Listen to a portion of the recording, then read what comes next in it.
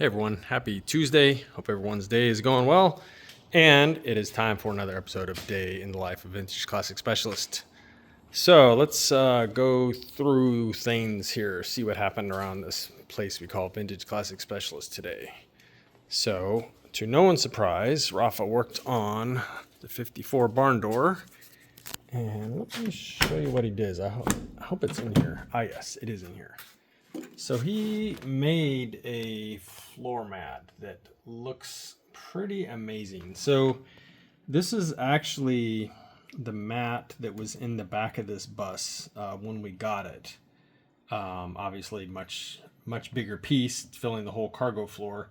So these buses, combis, didn't come with any rear floor mat. They were just bare. So I think we're gonna roll with that. Well, it's got some stuff on it now, but yeah, these were actually bare back here. But somebody had made a floor mat. They basically had found this kind of ribbed material, which is pretty close looking to what bus front floor mats look like. And so yeah, we had this giant piece, and then we had a not very good looking front floor mat that somebody had made. So Rafa kind of used that one as a template and, took that one, which again was in pretty poor shape, and like all the slots and stuff like that in it were very rough. So he went and kind of fixed all the holes and slots and stuff in that one and made them nice, and then used it in turn as a template to take this one, which again used to be the sort of homemade cargo area mat, and made it into a front one. So yeah, it's looking pretty good. We do have one of these on order. There's a guy apparently in South America somewhere, Argentina or something maybe, who makes them, and apparently it could be a month, it could be 6 months. It's really hard to say. So in the meantime, we got something in here. The bus will probably go back to Hawaii when it's done with this floor mat. And then if and when we ever receive the correct reproduction one from Argentina or wherever these guys are, then we can ship it to Hawaii, and the owner should be able to put it in himself. Or we'll fly out there and install it for him. That would be kind of fun.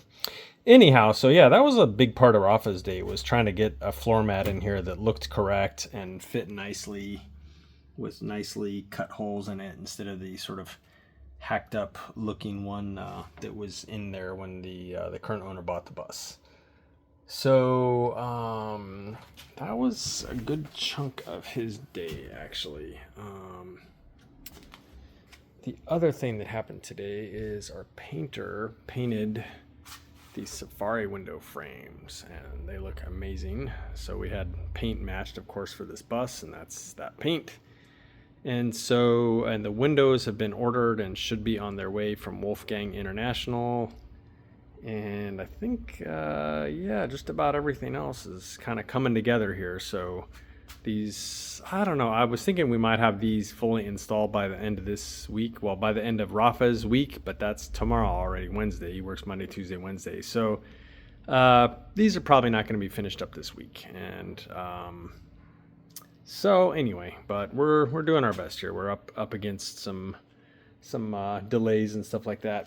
Here is the hardware for them, which is going to look amazing when it's installed. So again, our painter painted all this stuff. So the hardware on these gets painted body color. And you guys will see what it looks like when it's installed. It's going to look amazing, and it's going to look very much like the way that the dealers installed these things back in the day, so to speak.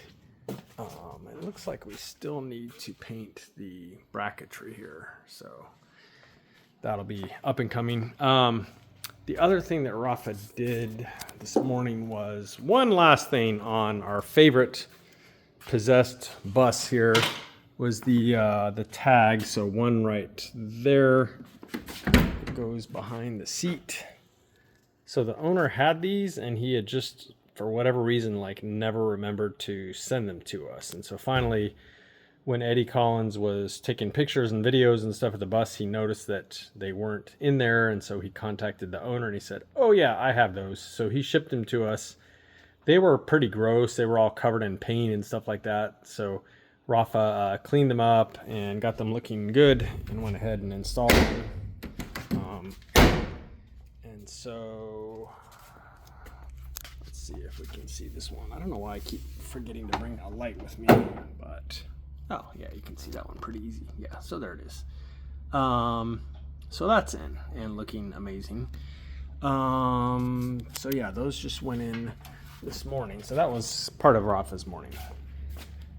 So my day was also mostly working on the barn door, and I got to have fun with bitchin' ratio rockers, 1.25 to 1 ratio rockers made by the guys at Sleedwell. And these things are like works of art, super nice. Fairly blown away by the quality of these. Really, really nice. And they are pretty much like ratio rockers for, later motors, 1600 base motors, where the adjuster is actually on the push rod side, and then the side here is like a wiper essentially.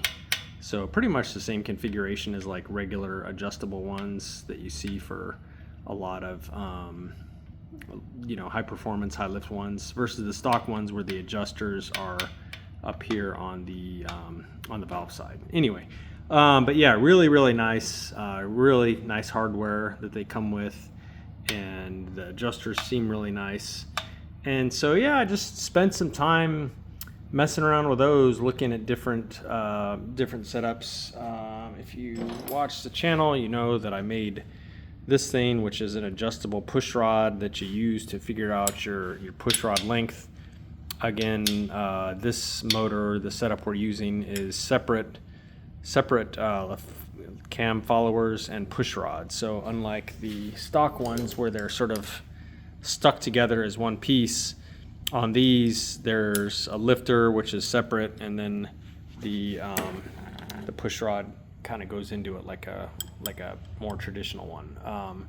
So that means that you have to make these to length, and it works out pretty well because these aren't really, I guess you could probably shorten these. You can actually lengthen them. Wolfsburg West sells a little spacer that can go in here where you can bang it apart and then reassemble it with a spacer in there that makes it like a longer overall length. So that's what I think they actually include that with their stroker crank sets. It's kind of cheesy. I think this is much better setup, is like a later motor where you have separate lifters, separate push rods, and then you can use whatever kind of push rod you want. So we're using 035 wall Mantons, which are, kind of the industry standard, indestructible. Not that our spring pressures on here are going to be that high, but we do have dual springs in here. And then Clyde, he didn't know what the spring pressure was, but he set them so that at max lift, I think we were at 100 thou before spring bind. So kind of about the practical most you could set these up as far as the seat pressure is how they're set up. So that'll be perfect for this motor. And then yeah, these accordingly. The only thing is I had to get some lash caps. So those are those little hardened caps that go on the ends of the valves, because we are using this wipe style lifter or rocker, excuse me. And so of course these early heads, 36 horse, they use a 7mm valve stem. Well, VW shops for the most part only have 8mm like lash caps and stuff, because that's what all the later motors are. So I went ahead and I bought a set of 8mm lash caps just to use to test the rocker geometry, knowing full well that I wouldn't run them because they would flop around and probably fly off. But as far as like creating that extra height basically of the valve stem, because of that that lash cap, they did the trick.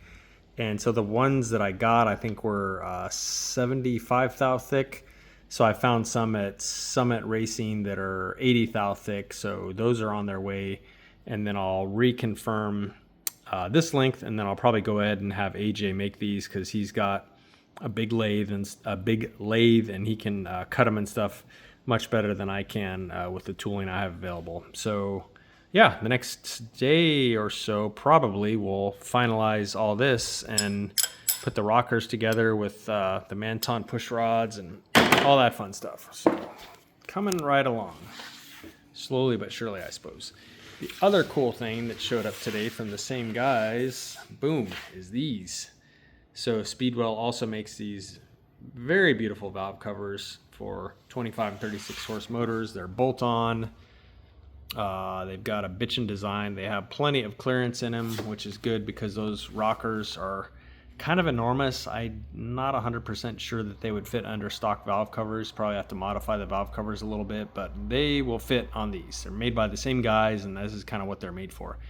The only thing with these that I had to do was they had a relief in here, a notch to clear the boss for the intake manifold, but it was a little too close for me, even with the gasket in there. It was like almost touching, but not quite. And it was just enough to make me uncomfortable. So I just went and spent a little time with a rotary file and put a little bit bigger gap between the valve cover and the this boss here. So that made me happy. Just a little too tight of clearance in there for me, how it came. But yeah, super nice valve covers. So that I think is it for this one. Pretty much valve covers and rockers and valve train geometry today, which again, it's a pretty big deal getting all that right. And then I went back to this beauty, and I don't remember if I mentioned yesterday, I think I did, that we had bled the brakes and stuff on it, and then Jacob looked at it later and it was all wet under there. So the reservoir and or the little braided hose were leaking, and it was just like puking fluid out all over the place. So went and visited Eddie Collins at Eddie and Dave's garage. He had a new one in stock, and of course he had the green braided brake hose in stock, so picked those up from him, swapped those in. So that should do it for the brakes on this. So I also went and I had started his oil change, I don't know, maybe a week or so ago, but didn't really finish it for one reason or another. I think because I started working on this thing. But anyway, so I cleaned up his sump plate and his screen and all that stuff and reinstalled it up underneath there with a new oil change kit. Put 4 quarts of oil in this thing because it does have that deep sump on it. And then put the back of the car back on the ground. So next step is probably to put the front of the car on the ground, even with these tires initially, and get it to kind of settle and see what it's going to look like. See if I need to do some more adjusting of the adjustable front beam to get it won't really be finalized until we have the right size tires, but I just want to kind of see what it looks like before I order tires, so I can really, kind of fine tune the diameter of tire that I want to get for here. So that's probably next, maybe tomorrow for this thing, is to go ahead and get the front end back on the ground and at least kind of roll it around and push on it and get it to settle, and then use what I learned from that to order front tires. I actually need to order back tires too. I started looking at these. Yeah, it's actually showing. So these are, I don't know how old these are. I don't really know how to read date codes on tires, but I can tell you these are pretty old. These have been around for a while. They're basically like cracking and dry rotting. So I told the owner already, hey, I'm getting you new front tires anyway. Sent him a picture. These are cracked. He's getting new back ones too. So be getting some new front and back tires here pretty soon as I finalize what those are going to be. That is it for today, guys. So appreciate you all watching, and we will see you again tomorrow. Bye.